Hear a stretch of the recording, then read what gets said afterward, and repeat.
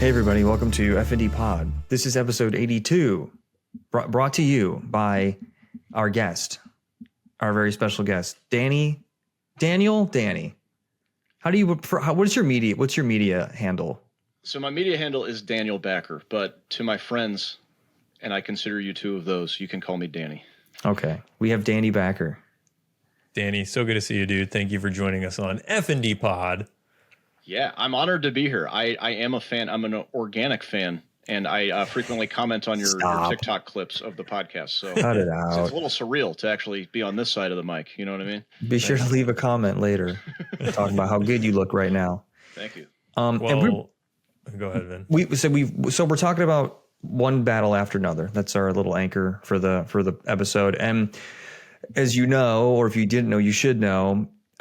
One battle after another was based on a Thomas Pynchon book called Vineland, and Danny is a very well-read man.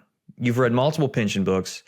You did mention you didn't read that specific one, but you're I would go so far as to say you're a scholar on the subject. Wow. Danny's also even read, get this, Aaron, he's read Infinite Jest, and not a lot of people have that accolade under their belt. That book has a lot of pages. You know, yeah, a lot of words. It does, yes. So Danny's is also. Can read it one day. I do want to. It's on my long list of books that I've added to my to read and have not started yet. And Danny is himself an author. He has written one book already, and you're working on your second, right? Or no? I've got two that are out.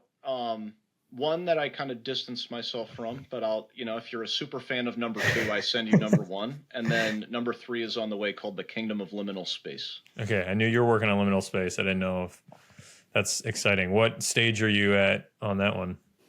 So I am in draft like 4 or 5, and it is something where I am 99% done, and I come up with one new idea, and then now I'm 50% done. And it just, I'm sure you all know from writing screenplays and stuff that one thing can add a whole lot of time to it.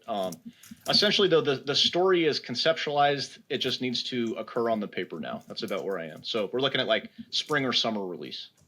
That's amazing. Okay, nice. I think we could probably have a whole other episode where we dive into just writing tips and tricks and, like your experience, because a lot of people listening, either are creative or want to be creative. And so, hearing from somebody who writes as much as you do is like always a treat. I know even from somebody like myself, who I consider myself a writer, but like you still get stuck in those same traps. And so like, it's always refreshing to talk to other people about their methods and what they do. So. Well, likewise, and this is for the folks at home. Aaron and Vinny both actually gave me notes on Lionel Lancet and the Right Vibe, my most recent book. So it literally could not have come out. It would have halted the presses. So both of them helped me make it happen. So we appreciate it a lot. Yeah, that was an absolute joy. I have fun reading on my bookshelf right here. Actually, I'll showcase it right here. Very nice. Thank you. And and I have Danny, the one. Actually, I believe I have the one you wish to distance yourself from. Oh! Hide my name on the top.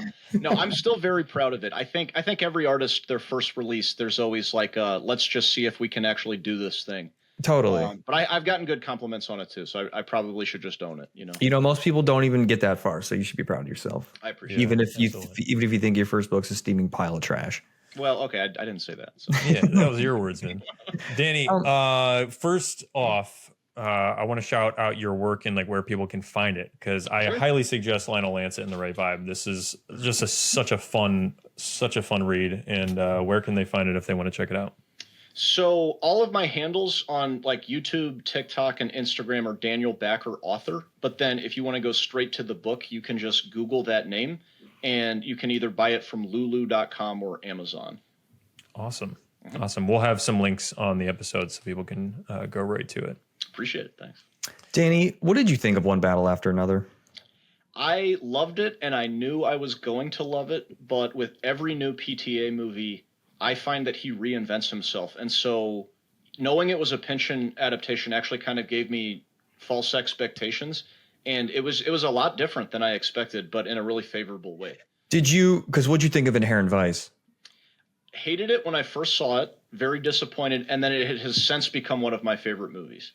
Oh, wow, that's interesting. Yeah. What a roller coaster. I know, right? Yeah, because I love Joanna Newsom. I love almost every actor in that movie. I love Paul Thomas Anderson, and I love Pynchon. And so I went in, I think, with maybe too high expectations, and then left a little bit like, oh, because Pynchon is very trippy and very zany, and Inherent Vice almost seemed kind of boring and understated, at least on my first watch. So I guess was still intrigued enough to go back and watch it again. And upon piecing it back together, I was like, oh, this is actually a very excellent movie. So like my biggest criticism now is that I just could not absorb it in one viewing.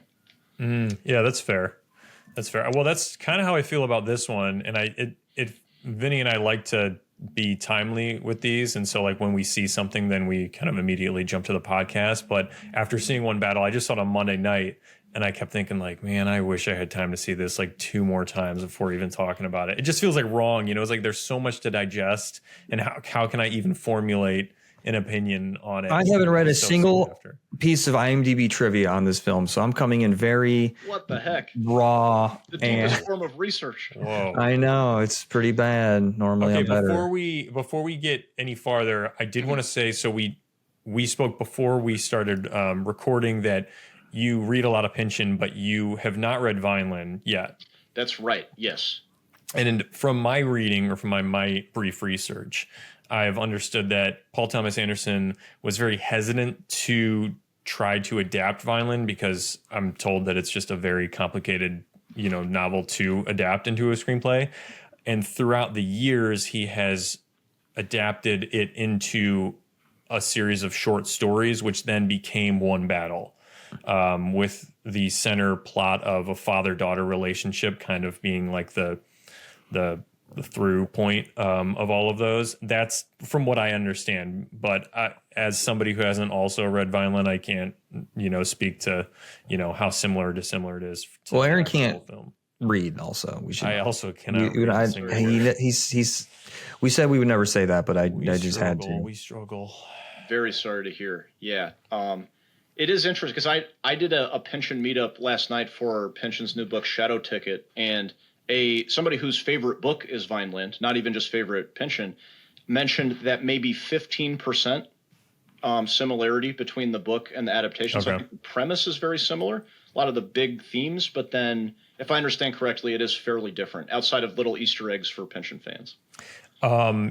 Correct me if I'm wrong. Did he do something similar, PTA that is, did he do something similar with Oil in his adaptation to There Will Be Blood, I heard? Yes. Yeah, loose adaptation there. And then also The Master has a lot of Pynchon in it as well. I did a YouTube video on that actually, kind of tracking all of the connections between a novel called V, which is Pynchon's first novel, and The Master. And so it's an excellent video for anyone wishing to learn more about, just delve more into either subject matter. Yeah, because that one's kind of interesting because I did set out just to track the connections, but then it ends up just being a big deep dive into V, which is kind of a difficult book. So I think it could be a good access for some people that want to get into Pynchon because, like, he's somebody you don't want to just dive into. Like, using the Reddit forums or like a companion can be very helpful with his stuff. Can I ask? Who was the first person to read Pynchon? And they go, they didn't have a guide. The first person to read it just had to figure it out. It was just there. It was just, what do I make of all this? To speak out of the other side of my mouth, when I first read his stuff, I didn't use any resources, but I think what's kind of nice is that his stuff is about how knowledge is not fully graspable. And so especially on a first read, if you just let it wash over you and see what scenes and details stick out to you, like you literally cannot understand it on a first read, full stop, like almost any of his books. And that's kind of the point. That, like, just like in One Battle After Another, a lot of his protagonists are these kind of hapless, paranoid, often stoner characters. And so, like, if you don't get what's going on, like, that's kind of the point.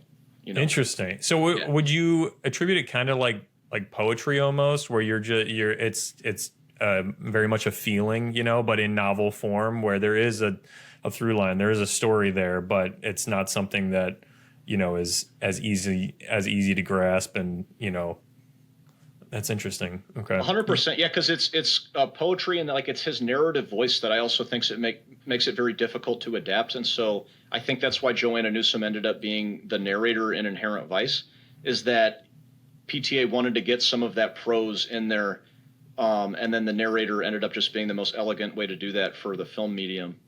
But then on top of that, not only does it just evoke a feeling, there's a very specific feeling, and he's going for paranoia. And so it is one of those things like you don't really have to know what it is, but it's looming, whatever it is, that sense of potential meaning without actually figuring out what fills in that blank. So yeah, that's accurate. I felt a lot of paranoia just watching one battle. Yes. Very much enjoyed it, but also I felt Well, you were talking about Inherent Vice has that feeling in it.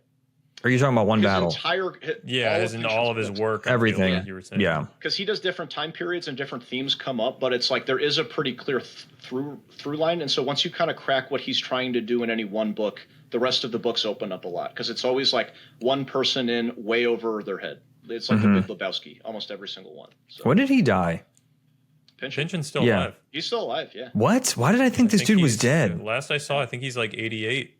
Yeah. He got Danny has his new book. That's what he was No, just well, talking because I about. was going to ask if that was some sort of like posthumous release, like a I don't know, what's his name? How like Tupac Shakur had a bunch of albums come out after he died. People I thought banking on that, and we were talking about this last night at the meetup that there was a speculated like 1,000-page Civil War novel that there's zero evidence of, but people have speculated because he's covered a lot of other time periods in American history except for that. And then he did just donate his manuscripts and a lot of his notes to, I think, the Huntington Library in California, which is kind of like an end-of-life sort of thing to do for an author. Interesting. Didn't know that. That has got to be exciting to be an artist where you have so much stuff that even when you pass, it's just going to keep rolling out. Like it's almost, I don't know, not that you would really ever plan it that way, but it is really interesting because it just keeps you alive, in the memories and minds of any of your fans, and you just keep creating. We're all chasing is that immortality. Yeah. Who needs a shake from Brian Johnston or whatever the hell his name is, the man who's trying to keep is trying to cheat death by just write a from his son. Yes. Who needs to inject blood from your son? Write a book and leave it on a shelf in the library, and you'll live forever. It's more wholesome. But think of how many more books you could write if you never die. That's a good point. I guess so. Did you ever think of that, Vinny? No, I didn't. So I stand corrected. There you go. Okay, so you talked about some of the commonalities between his work. He definitely, this One Battle After Another, for anybody who doesn't know, follows. I actually have the summary on Wikipedia is pretty bad. They have a long plot here, but dude, use the IMDb one. What are you doing? Essentially, I got it right. When their evil enemy resurfaces after 16 years. That's a weird way to. When their evil enemy resurfaces after 16 years, a group of ex-revolutionaries reunite to rescue the daughter of one of their own. Yeah, that's what it's about. Better than what I have. So Leonardo DiCaprio plays Ghetto Pat Calhoun, whose wife and baby mama. Well, spoilers here. We'll be diving into details of the film that are not very evident from the trailer. Perfidia Beverly Hills are the far left revolutionaries, and they go up against the incredible. I cannot wait to get to talk about Sean Penn in this because it's probably one of my favorite things about this movie. They go up against Stephen J. Lockjaw, who develops a sexual fascination with Perfidia. And then, as I said, spoilers, you come to learn that Perfidia he loves black girls. I love him. Have a baby. That scene at the grocery store. Yeah. They have a baby, and then that baby grows up to be Willa, who is in hiding with her father, Bob, now, who is Leo under hidden cover. And then where they're living gets outed to Lockjaw, and then kind of a chase ensues to take them out. I don't even know where to start with the film. What's your favorite scene? Quick, most memorable scene. That's a great. I feel like a lot of people agree on this, but just the wavy road during the car chase at the end. I remember like squinting at the screen being like, how did he think to do that? Because it's so simple, but you've like never seen it quite like that before too. You're right. That's what immediately comes to mind. I have a couple other, but yeah, what about the you guys? car chase was excellent. The car chase, in particular, if I could like hone in on one shot, there's one shot where I don't know how they did it, but my best guess is it was a drone or something where it's like they're tracking the car and the car comes out of frame, and then the camera booms up a huge hill. Might have just been driving, but it just feels like it's skyrocketing upwards, and then the follow car comes into frame like perfectly afterwards. It was just so well done. I don't know. Just driving scene could have lost 2 minutes. Get out of here. You could lose. No, dude. Minutes. No, it was at a certain point. I'm like, and I'm not even trying to just be like, I got a hot take. At a certain point, I was like, okay, we get it. I'm getting a little. It wasn't even that long. Well, it could have lost a minute. I'll go with a minute. I'm about to cross my arms. All right, well, lost 1 minute. Well, my favorite scene, other than I think the chase is quite high up there. Anything with Sean Penn. When they're the whole sequence when Leonardo DiCaprio is trying to charge his phone is one of those, just everything is so like the pacing. He keeps moving him to other rooms. Right, yeah, the pacing of the editing there, and the constant like like Leo's just locked onto this one task he's trying to do, and how that sequence sort of culminates with him jumping from rooftop to rooftop with the skateboarders, and the way they're like spreading the air, like, oh my god, it was one of those things where it was a perfect blending of, well, this is serious, but it's also like really goofy, and it didn't take me out of it. Like it was such a silly thing, but it just felt like it made sense. I mean, the film had, and tell me if this is Pynchon or this is PTA, Danny, but like the film had several things like that. Like all the characters' nicknames for the revolutionaries, like Jungle Pussy, you've got the Christmas white nationalists who are the Christmas adventurers. Where is that pulled from, you think? That is straight up Pynchon. And I know that PTA has other influences too, but yeah, Pynchon is such an odd mix of very silly and lowbrow and then crazy highbrow philosophical academic, and often in like a whiplash way. So, I mean, yeah, it could have been cobbled together from something else, but it's like, that's straight Pynchon. Almost anything that you read of his. Yeah. Do you know like who some of Pynchon's favorite authors are? I know that he gets like Gravity's Rainbow gets compared to Ulysses a lot, to the point that it's not like a coincidence. It was like a Ulysses that was written later, with more contemporary imagery and stuff. And I believe he liked Nabokov. And don't quote me, I'm pretty sure he actually took writing classes from Nabokov. So those are two. And then he was really... Aaron, you don't even know who that is. And neither do I. I'm saying... I made it up. He doesn't exist. No, I don't know who it is, but I'm saying if it was his favorite author and he took writing classes from him, that was my reaction. Yeah, and now that I'm talking it out too, that he said, I guess from Nabokov, he learned how to orient a story around a central metaphor.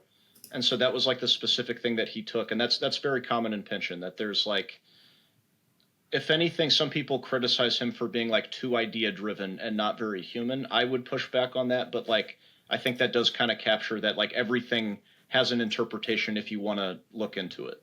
Mm. Yeah. What you were saying before, where it's like the blend of lowbrow and highbrow, or like absolute absurdity mixed with, I feel like there is a stranger than fiction element to that. There is like a, okay, real life is absurd, and even the times we're living in, sometimes, like, whether it's, oh, the president tweeted this, or, or you just hear a news story and you're just like, this seems like made up. This seems like somebody cut like a bunch of random words out of a newspaper and put them together, and so do you think there's any of that there, where the just absurdities of real life, are often true? Most definitely. Yeah. Some stuff, it's always like, if somebody had written that, you'd have been like, no, that's too on the nose. But then something will happen like that, and you're just, there's no other way to approach it. But then at the same time, he was very influenced by Pulp Fiction. not the film, but just like pulpy genre novels, and then also like television. And so some of his stuff and his reputation has this very academic reputation. But if you dig into it and kind of get used to his unconventional language, you see it as very silly and very like slapstick. A lot of Pynchon's stories. Yeah. I'll tell you one of the absurdities about the film is Leonardo DiCaprio yelling "Viva la Revolucion" after he attended Jeff Bezos' wedding. Wait, what? He was a guest at Jeff Bezos' wedding, and he's just yeah, and he was just in the movie? Vinny can't separate the actor from the performance. Oh my god, I'm slow on the uptake. I like have no idea what you're talking about. Sorry. Yeah. It's just funny. Vinny thinks that a character's motivations have to map onto their real life, and so for some reason, you down, Vinny. I'm so sorry. It's okay. No, it's just it's funny though to see like anytime like well-paid actors are playing revolution. It's just fun. I don't know. It's funny. There's an irony to it that I don't think I shouldn't be allowed to point out. It's an absurd. That's an absurd thing, is it not? It is, yeah. Because I know he's big into environmentalism as well, right? Leonardo DiCaprio? Yeah. So, like, I wonder if it is a guilt. And I think they're probably smart enough to know that there is this kind of irony to that. And their private jets and whatnot. But for a $20 million paycheck, who gives a shit? Who gives a everybody's shit? Got their hypocrisies, right? You know, like things that you hold true or your values. And, you know, like you also... go against them, you know, whether I retroactively boycott the film. I won't. Yeah. Now that I've seen it, I wish boy, Danny, Vinny, we're amongst just a perfect being who is no faults. Yeah. He's just perfect. Look, I get it. I could point it out. No, you're not wrong. I think that but it never took me out of it. No, he's such a good actor that I just stopped caring about 5 minutes in. And I'm not walking around all day with like a chip on my shoulder like that, where I'm like, I get it. You'd be hard pressed to find a leading actor anyways that you wouldn't feel that way about. I mean, any leading actor I could have I could have done it. Oh yeah. Ego is not a fault of yours at all. Well, I don't know, though. I actually think that is kind of a layer of his character in the film, though, is that at the end, this isn't really a spoiler, even though it is toward the end. It's like there's a protest in Oakland and he doesn't go because it's 3 hours away. You know, that like he kind of gave up a lot of that. And like all of the diehards seemed to be like much more intense than him. And he was, you know, kind of half in, half out, couldn't remember the code words. Like he kind of had the spirit, but then he like retired, you know? Yeah. Well, he had to because he was his daughter. He had to care about his daughter. He had a whole other motivating factor in life. That's true, but I see a little bit more in some of his character actions of him like army crawling across the floor. He's kind of like playing revolutionary, you know. Like I think Perfidio was the real deal, and then I think Leo, you know, maybe was a little. He just was in love with her. Yeah. He was more like, I got this cool girlfriend I got to keep up. I think so. Yeah, because. I think, and I've seen that in other Pynchon stuff too, because people are always like, oh yeah, Pynchon's hard left. And I almost push back on it a little bit because he does talk about like the failings and hypocrisies of some activists and like the way that the counterculture has sold out. Like that's a big element of the Crying of Lot 49 that he's definitely very critical of systems. Like he's by no means a right winger, but it doesn't really seem like he's portraying the revolutionaries as these like good, pure people with the best intentions. You know, a lot of them are very flawed, and he kind of talks about like the failures a lot of times too. So, well, I think that in some cases with that, you see a lot of like Perfidia included, but like you see a lot of the revolutionaries in the film, like they're kind of ego driven, you know, like they see themselves as badasses. Even when I forget her name, but the other woman, when they're robbing the bank and she's like standing up across the bank, you know, like kind of like talking like a badass about, oh, you're funding my arsenal or whatever. Like she, you know, they have this like kind of, you know, ego about them, this bravado that's, you know, they're like supercharged by, cause, and so, yeah, it's interesting, but I wanted to get back to what you were talking about with Leo and kind of like this, I don't know, I want to call it cosplaying revolutionary, but there is like that moment, there's those moments where like he snaps into it after he's been out of it for so long, which are really funny to me when, you know, especially Benicio del Toro's character, Sergio kind of helps him. There's that moment where he hands him the gun right before Leo like escapes out of the roof, and he kind of snaps into it and he's like, yes, sensei, yes. And he's like, Viva, like that's when he does the Viva la Revolution. But it's like up until that, he's like so panicked and worried, and he needs that like reset, that reframing of his mind to be like, oh, I can do this. I did this before. But it's like he's psyching himself into it because he's lost it, like, oh, wait, there's something deep in me that I know this feels right. But like he needed that pep talk to get him into it. I think that's it. Yeah, because I think his intentions are very pure. And then I've heard other people comment on this too, is that like his most revolutionary act is just raising a daughter. That like he was kind of into the fanfare of or like the theatricality of being a revolutionary. And there's actually a line at the beginning that Perfidia tells him with the bombs or those flares to put on a show. Right. And so that is kind of this like image based way of being this revolutionary. And so I don't think it's pure hypocrisy of him like, oh, he was a total faker the whole time. But like his revolutionary act was actually to just live the domestic life, That's a great point. I didn't think about it that way. Yeah, absolutely. But and then also in doing that with his background, having done what he did, becoming like this super overprotective for good reason as well. They were in hiding. But then when you learn just how under lock and key he kept Willa, like all her other friends had a phone, and, it was only because she sneakily, like had one on the side, which unbeknownst to Leo's character, like he wouldn't have allowed her to have one. That's how off the grid he wanted to keep them because he knew it would, that was the only way to keep her safe. And maybe also that fear of knowing how Perfidia was, that was the end of their relationship because of how diehard she was. And maybe there was a worry, there's a couple lines I forget in the film that talk about like, oh, Perfidia, your mother had that like that fire inside of her, and I see it in you. I'm botching the line, but maybe Leo's character felt that as well. Like he's almost worried, like I'm going to turn you on to, I'm going to, that one spark and it's going to set you off and like I won't see you anymore. Yeah. I think so. Yeah. Which is interesting because then, as we've said, it turns out that he's actually not like the blood father of. Yeah. Well, I was going to ask, do you think it's suggested I don't know if it was ever suggested that he knows that she might not be his. I don't recall. I don't think he ever does, but at least subtextually at the very end, when he's supposed to identify himself, he does say, I think very emphatically, I'm your dad. And thus, at least I'm pretty sure up until that point in the film, she was only ever calling him Bob. And so it does seem to be at least like for the audience, we're seeing this shift that it's like, no, I am the dad, genetics aside, but I don't know if his character learns it or not. Yeah. Yeah, that's a good point. They don't really ever clear up why even... Like they don't. Does he ever learn that Perfidia had a relationship with Lockjaw? I don't know. I don't think it's ever suggested that he knows. It's like only hinted at in the grocery store scene.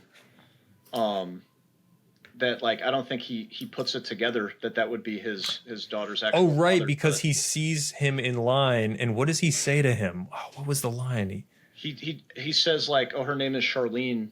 Right, and then he's like, "That's a black girl's name, right?" Yeah, yeah. And then I forget the specifics as well, but he just says something that would send shivers down your spine if a stranger said that to you in public. Yeah, because the look on his face afterwards is like this deer in headlights, like pure panic mode. Yeah. Is that what he goes? He goes, "I love black girls. Yeah, I love them." Yeah. Yeah. I had a thought on a scene. I didn't want to stop if there was more on this you guys were going to mention. Go ahead. No, please. Yeah. Okay, when the Native American tracker, what's his name? Do you guys remember his name in the film? I might be able to find it here. I don't recall. When he brings Willa to the dudes who are assumingly going to throw her body in the lake, and he's watching them, and he's watching them get ready, and they cut back to him, and it's like, oh, he's gonna do something. Did you guys feel like his sudden change of heart was a little like undeserved? Like he knew what he was doing. He he knew what he was doing on behalf of Sean Penn's character, and then he suddenly is just like, you know what? He called me a wagon burner. I'm going to kill him. Is that what it was? To me, my read of it was this guy is a Native American, like clearly working with some like ultra right nationalists, like white nationalists, like militants, and there was two things that he said. One in the car with Willa, where he says, like, are people going to miss you, or are people going to come looking for you? Yes, I do remember that. Yeah. He says that, and to me, that sets his mindset is very clear. Like already in the previous scene with Sean Penn with Lockjaw, he says, he's clearly uncomfortable. Like, oh, I don't do kids, like this is off limits for me. So he's already set his boundaries. And then as he's taking her to the next spot, I think that signals to me that he is like already uncomfortable and his wheels are turning about like, what did I get myself into? Then, I bring up the Native American thing because, I don't know, like being in that place, working with those people, being ridiculed, and then knowing that you just dropped off somebody, like a black person to possibly just get executed. I think that's to me what I read is like everything that was going on in their mind. Yeah, I figured I kind of like that on the face. That's the case is like, oh yeah, I'm not, these people are not on my side, but they also, like many characters in the film, everyone's got like moral gray areas where like, hey, I'm getting paid for this. Like I'll do it, So yeah, I have heard other people bring that up. It didn't take me out of it when I saw it, but if I can accuse PTA, it might just be like a plot convenience thing. I kind of felt he's like, well, I guess he just, he just does this then. Well, you could argue that, if anything, that he tried to show reasoning with the character, but he just needed more time, a little more development with that character, which maybe again, it's like this film is 2 hours and 40 minutes. It's like we need a 10-minute scene in the editing room. You're like, okay, how important is this, or how much is the audience kind of just able to infer, just based on what we have in here already? Yeah. Well, that does make me think, because I didn't put this together until you guys were discussing it, is that like if he does not execute kids, then it's probably likely that he's not transporting kids, period, kidnapping them or anything like that. Mm-hmm. And so just the fact that she is like young, I think probably was like an unfamiliar day in his life that could have, that would have been different from any other person that he would be presumably executing, You could also argue that him taking her on was not necessarily him agreeing to like, okay, well, I'm going to do this, but him trying to buy himself more time because he knew if I'm going to leave her with Lockjaw and he's asking this, well, she's going to die with him anyways. So it's kind of like him taking the job on as like, well, I'm going to buy you some more time before I figure out what to do with the situation. I want to do this or not. Yeah, that's a good point. All right, you know what? It's good. It was well written. It was changed my mind. I think you're right to call it out though. I've seen other people on TikTok comment on it that it did seem a little convenient. Mm-hmm. Mm-hmm. Yeah. I just wanted to give a brief shout out for the score. Oh my God! Yeah. Just because, God damn, like that just worked for me so well. I think there was a moment in the movie. I'd have to rewatch it because I was just. I never remember the music after I watch a film. Dude, I don't know, but it was like an hour in, and I felt like it was just almost a constant soundtrack behind the whole thing, and it just kept shifting and changing, as the scenes moved along. But it just kept this momentum up for the first act of the film that I just worked for me so well. And again, like, the kind of like the theme that they have, like you said, what is it, like the piano or something, Danny?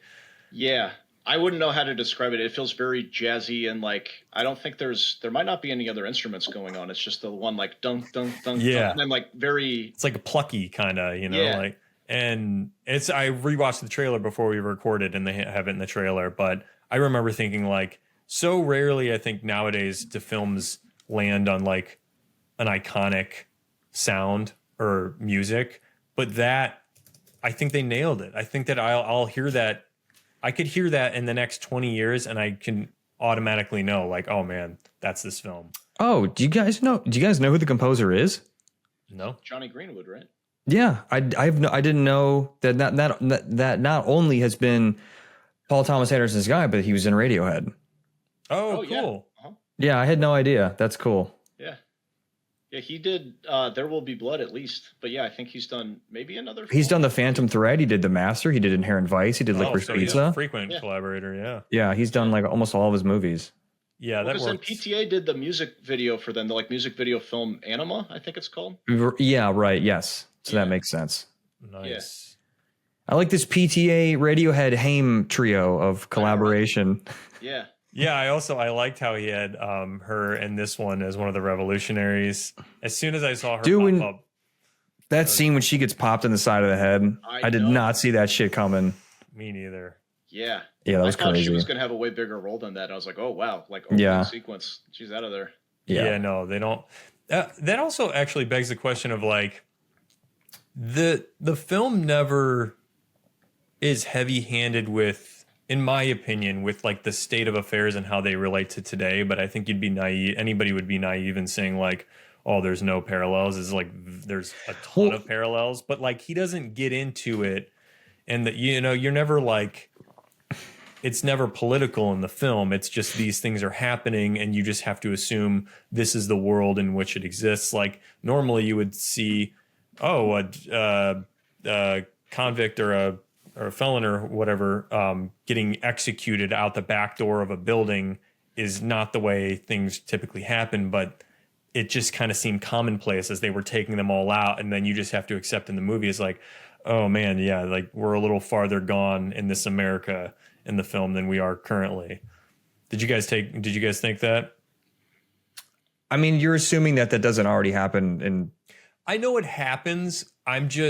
My point of view was, it felt to me that while he didn't go heavy handed with the politics in the movie, I took it as like, this is America, like in the near distant future where things are a little more broken down. Institutions are even more broken down than they are. Military has more control. I mean, to be honest, the impression I got was like the military has a lot of control in this film.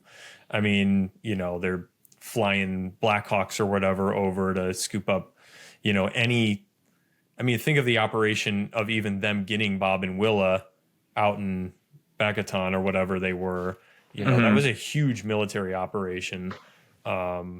Right, and the whole thing was that was his motivation was to extract her, but they did it under the guise of we're raiding this chicken factory or whatever, it's chicken nugget plant. Right. Yes. I did get that sense actually on the French 75 side too, because I know that there is like Antifa and different activist groups, but like the scale at which they were operating was pretty massive, of them like shutting down power grids and exploding banks and stuff. Like stuff like that happens, but I feel like on a much smaller scale and usually by like a lone wolf. So that did seem like it was this kind of accelerated version of the political state of affairs. Yeah. Even the fact that they still had, Leo was able to call in, 15 years later, there still was one phone number he could call and there's still protocol set up. Yeah. Now that you're mentioning it, that did seem a little like that doesn't, I mean, unless, we're not in Antifa. We're just definitely no Antifa members here. Anybody listening? We're not.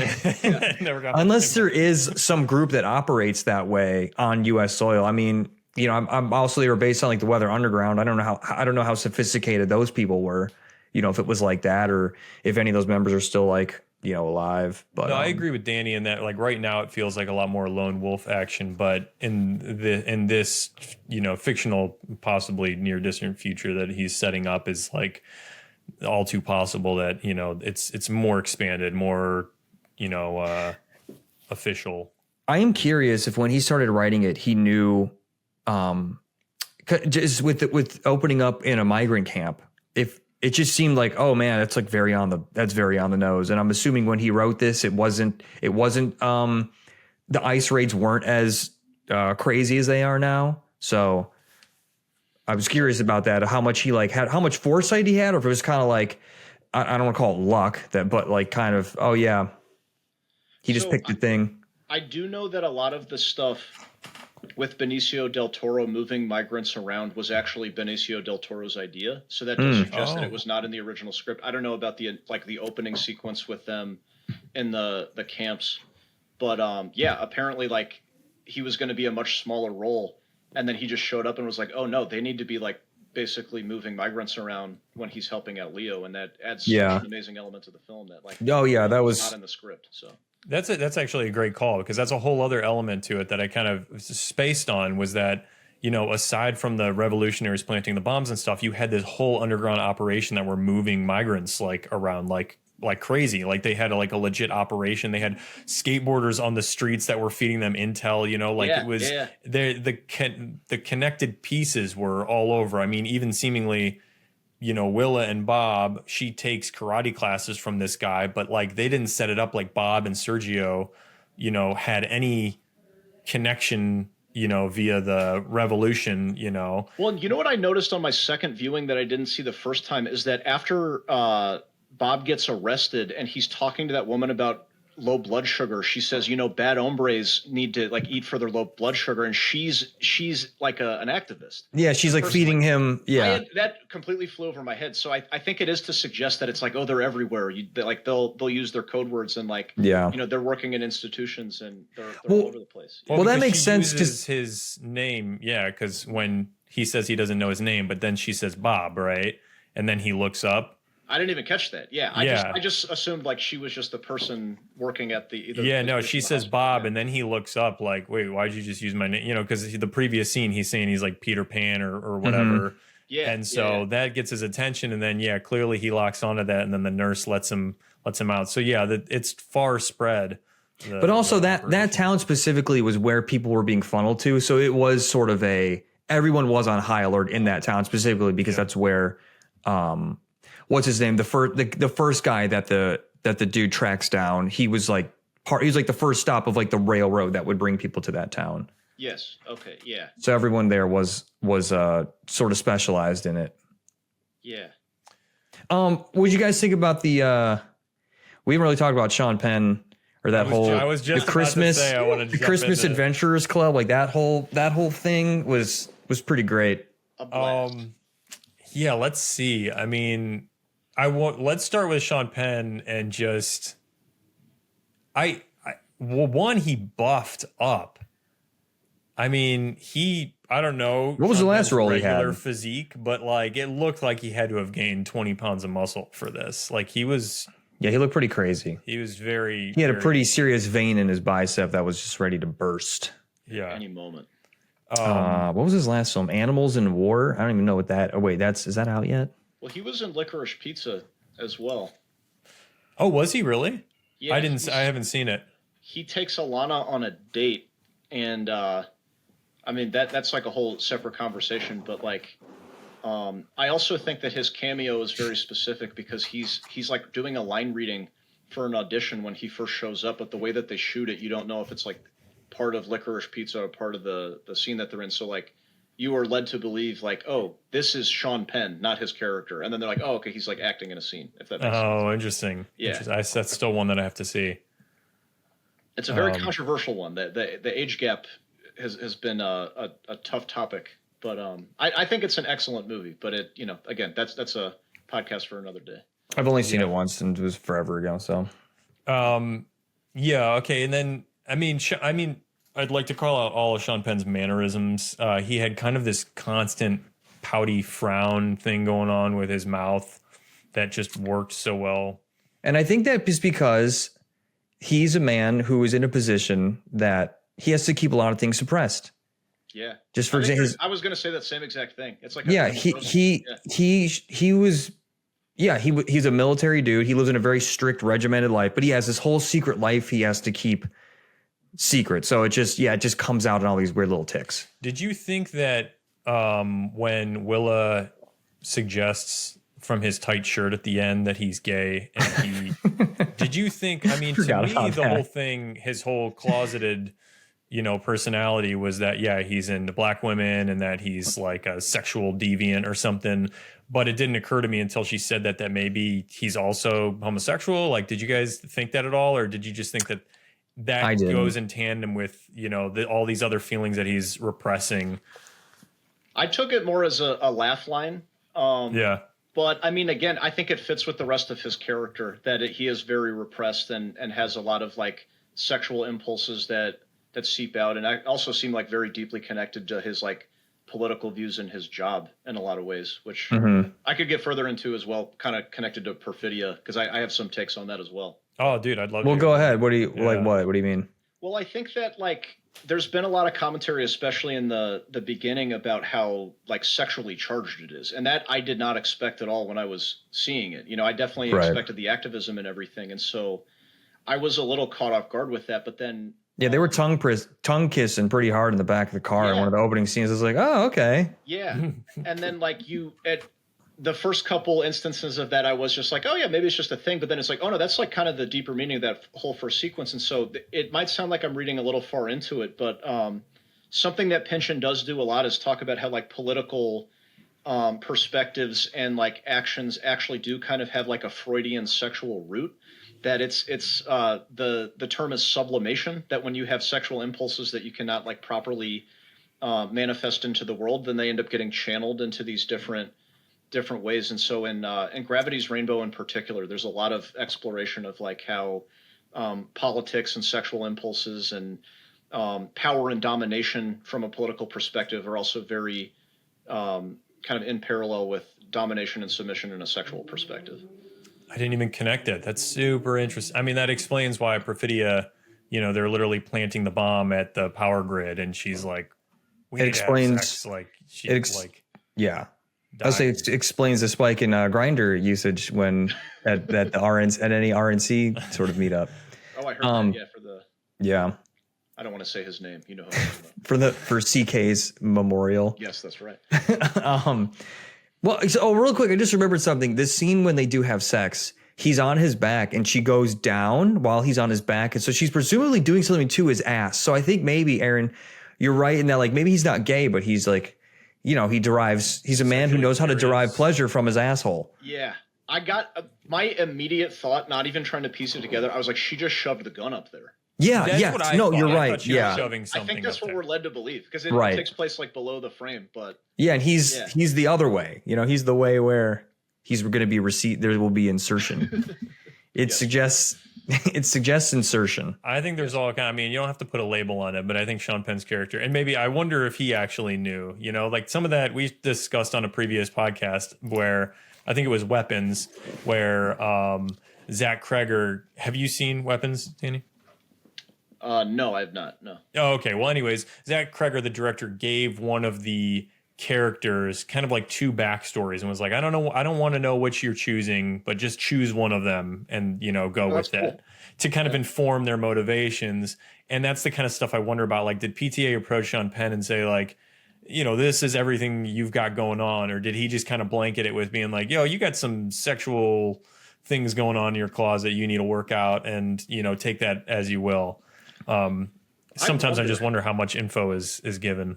Yeah, because I know in interviews PTA is very cagey, and so I almost feel like he's lying sometimes, where he's just like, yeah, we're not talking about theme, this is just character. But then, like, if you read Pynchon, it's so idea driven and so multiple layers for everything, that I can't tell if PTA just doesn't want to spoil the magic, or if he is truly just letting the actors interpret the script. And because I've also heard that, like, on set, what he'll do is he'll just come up and whisper like a single thing into their ear when he's directing them too. So Like they just put out Nutter Butters at the craft table. Let's get this through his scene. right. Let's get over to the craft. This isn't working. Yeah. Do better. Do you guys know how Pynchon feels about any of PTA's movies? Well, Danny, you probably know better, but I just read that he is. My assumption is he likes them. I think that they've become friends from my brief understanding, but Danny, please fill us in. Honestly, I don't know much more than you because Pynchon is so private. I thought the guy was dead. Yeah. It's semi well known that there's supposed to be a cameo of his in Inherent Vice, but like nobody agrees on even which background actor he's supposed to be. But if I understand, in an interview, PTA said that like he got Pynchon's blessing for the loose adaptation of Vineland, and so he must respect his work because he is right. He's not about wanting to put his face out there for any kind of fame or recognition or anything. So yeah. That's about as much as I read as well. That that he kind of got the blessing to do it, and that they kind of have a friendship over the course of, obviously, everything that he's adapted and worked on from him. So Yeah. that Which book was Boogie Nights? Which Pynchon book was Boogie Nights based on, Danny? You know, I am not sure. That's funny you bring that because I was about to say this, that like I think Pynchon bleeds into a lot more PTA films than even the loose adaptations. Like I think Licorice Pizza is extremely postmodern and Pynchonian. And I think that like yeah, he's like truly making it a project of his filmography to try to take some of those ideas, because not just that he's like a fan, but like Pynchon really is a giant of that entire genre, if you can call that, or the entire postmodern movement. Like he innovated a lot of these styles, and what he didn't innovate, he like perfected in a lot of ways. And so I see it all over the stuff, even that is not, nominally connected to Pynchon at all. Now, Danny, I want to give you a chance to sound real smart, and I'm not trying to be like facetious when I say that, but because you and I have talked at length about this thing. Just the word postmodernism is that could mean a million different things when you mention it. So I would love for you to just sort of like educate Aaron and I in the audience on when you use the term like postmodernism in this context, and as it relates to like, I guess, literature and maybe the broader art world. And Thomas Pynchon's place in it, maybe what came a little bit before and what's been inspired by him since. Just like, can you just talk about it for a little bit? Yeah. So a lot of times people mistakenly think it's like a belief system or an ideology, and I think it can be that. But can I just say my understanding of it is it's like an awareness. It's like when art is about art. Yeah. Is my most boiled down understanding of like sort of what postmodernism is. Yes. It is a lot of things as well. So like there will be exceptions to a lot of what I say, because at the end of the day, this is just like academics trying to categorize art, and there's disagreements within that. And so a lot of it is this sense of awareness. It's a sense of wanting to break the form. But then what's interesting is that a lot of the moves that they do, you can find in earlier art movements, but one of the characteristics of postmodernism is like time period. And so a lot of people will say like postmodernism roughly began with either Ulysses or just generally like after the atom bomb, right? Kind of depending on what you're analyzing with it. And then people say it generally ended around 9/11, which isn't to say that nothing before or after that time like got rid of postmodernism at all. But it's like Don Quixote does a lot of meta stuff and intertextuality of like being in dialogue with other texts, but it was written so long before the postmodern era, it's just categorically not postmodern. So I get that it's a little difficult to describe, but I think you're on the money. Yeah, that it's this sense of awareness. For something like One Battle After Another, the evocative names like Lockjaw, that's a big thing from Pynchon, because it's supposed to kind of create this effect that we've inherited a lot of influence from what came before. And so, well, his name wasn't Lockjaw in the book, but I'm sure there's other examples. Yeah, I guess when I say that Pynchon is very well known for having very evocative names for his characters. And so Lockjaw, you're right that like he's not in the book, but it's like there's a guy named Genghis Cohen in The Crying of Lot 49 that's added this sense of play, is also considered a characteristic of postmodern art. Which isn't to say that like other art does not play, but there is this kind of that like mix of highbrow and lowbrow, meta, anything like direct addresses to the audience, breaking the fourth wall is a big characteristic there as well. And then from a more academic perspective, it's the breaking down of meta narratives. And I don't have to completely describe what that is, but if you can imagine that the not postmodern perspective is like the world can be known. There's this overarching understanding of history through something like Marxism. The postmodernists are like, that's too neat of a package to put history in, to say that like history is just the working class eventually going to rise up and then defeat capitalism, and we're going to arise into this perfect kind of narrative arc. The postmodernists are like, no, things are way more complicated than that. And so they doubt meta narratives, if that makes sense. Is that like sort of like an epistemology thing? Like we can't know where knowledge comes from? Yeah, that there's this sense of doubt. There's this sense of skepticism toward anything, and this like hyper-specific skepticism. So a lot of times they're like really drilling into language, and they're saying like language is an insufficient tool to know things. And so we're kind of doomed from the beginning. But then from an artistic perspective, they actually try to put that into their imagery, if that makes sense. That they're trying to show that like the way that we know things is broken. And so what Pynchon will do with that is he'll he'll feature scientists of like outdated scientific beliefs that like we now know today cannot be known, and they're kind of on equal footing with something like astrology or the occult. That it's like this is just another tool in our toolbox. Science frequently overwrites what was done in the past, and so like whatever we take to be scientifically accurate today could be just as relative. We could throw it out tomorrow. Yeah. That's super interesting. Does that help? Yes. Yeah. So there, It helps. you said a lot, so I don't know where time. I don't know More where to. confused and more clear simultaneously. Would you say that's a postmodern thing, Danny?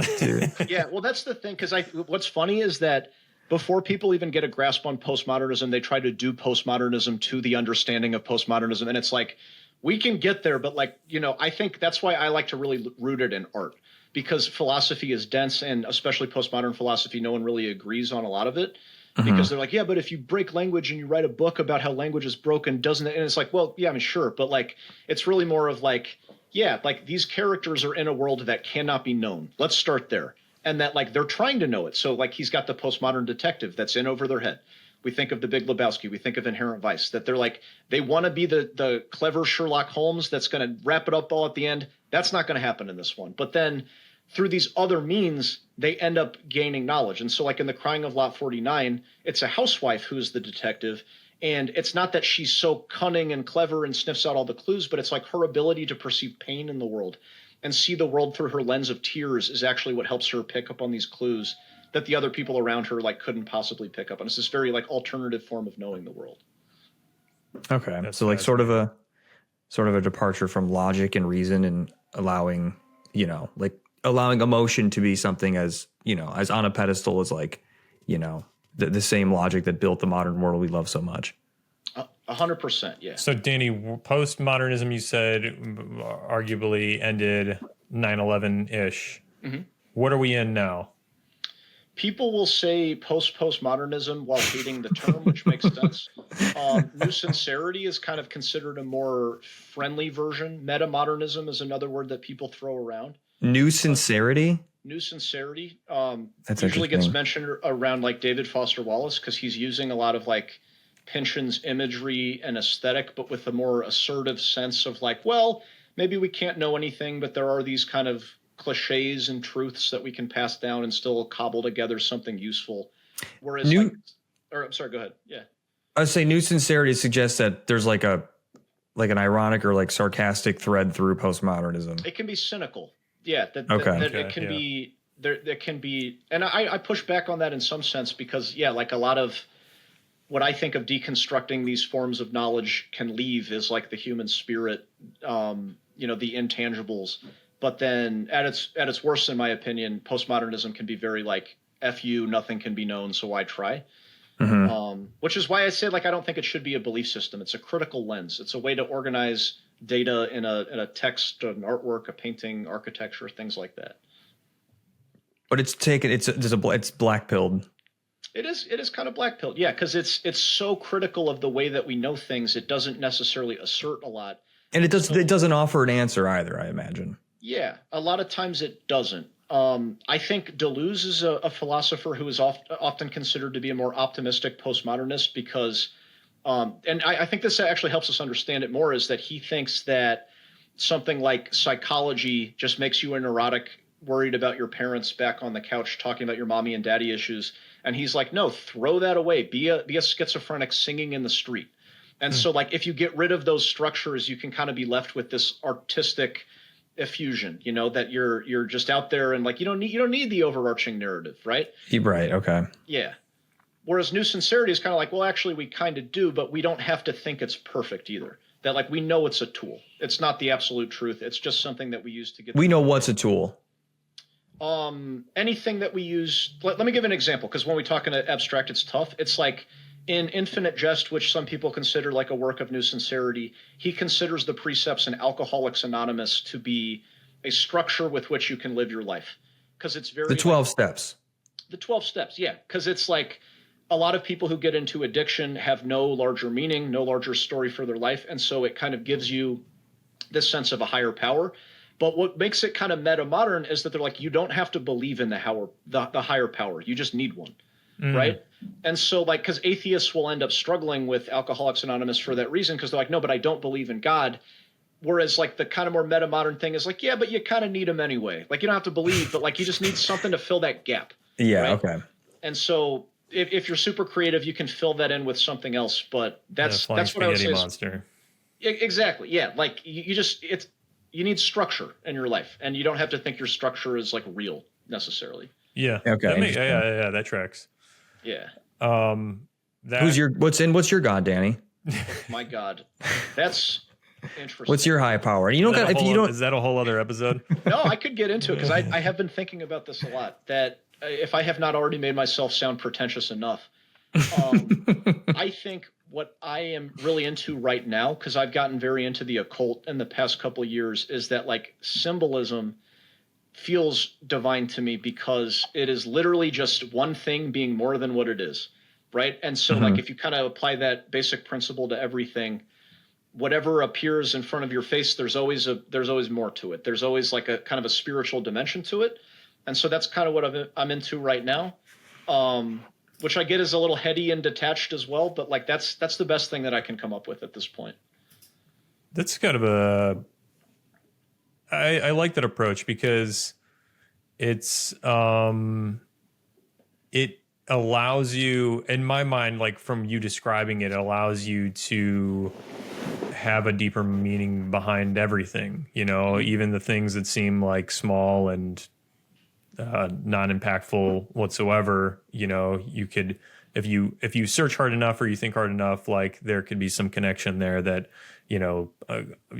consciously you're not aware of, but subconsciously is there. So I think that's pretty cool if I described it correctly. Yeah, 100%. Well, and especially applied to things like people, because I think that when you're super depressed and you feel like there is no larger narrative to yourself, you think you know yourself completely. And so then if you look at yourself through more symbolic terms, you gain a sense of curiosity about yourself. And you're like, oh, well, there's probably more to myself than meets the eye. There's more to other people than meets the eye. And I think depression and being super low kind of flattens everything, where you're like, no, things are simple. What I see is all there is. And so that symbolic perspective kind of allows you to like, no, well, let's add the mystery back into things. So yeah, there's like an ever pervasive mystery throughout every bit of life.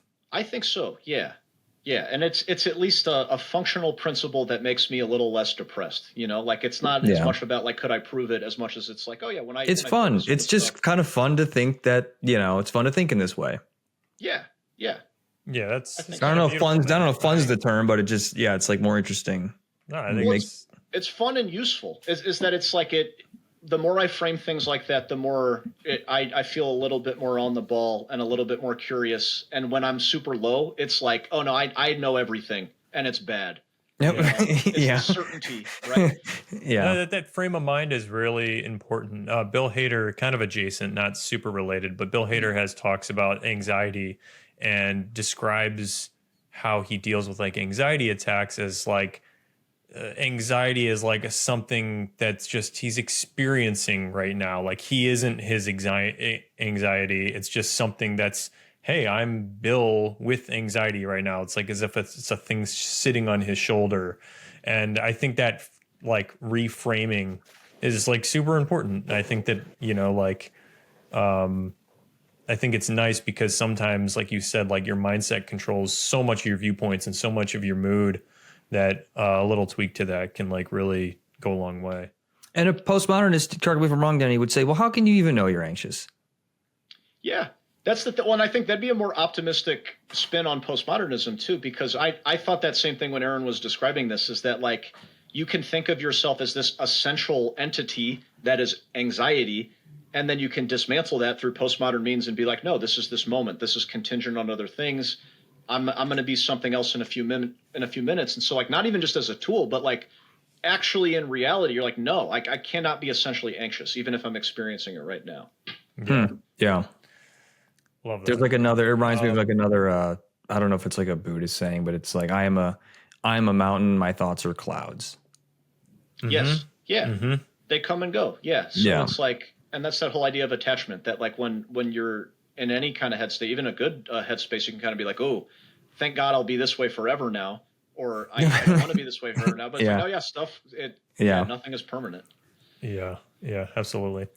Well, we're coming up on an hour now, and this is usually when we wrap things. Don't want to steal too much of your time, but this was like actually got way more fascinating than I anticipated for talking about this movie. But I think it perfectly fits, like, you know, like everything that you're describing with postmodernism and how also it relates to the film and Pynchon. And this is why when I said the thing about Leo saying "Viva la Revolution," I was right on the money.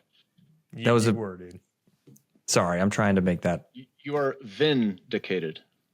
Yes, thank you very much.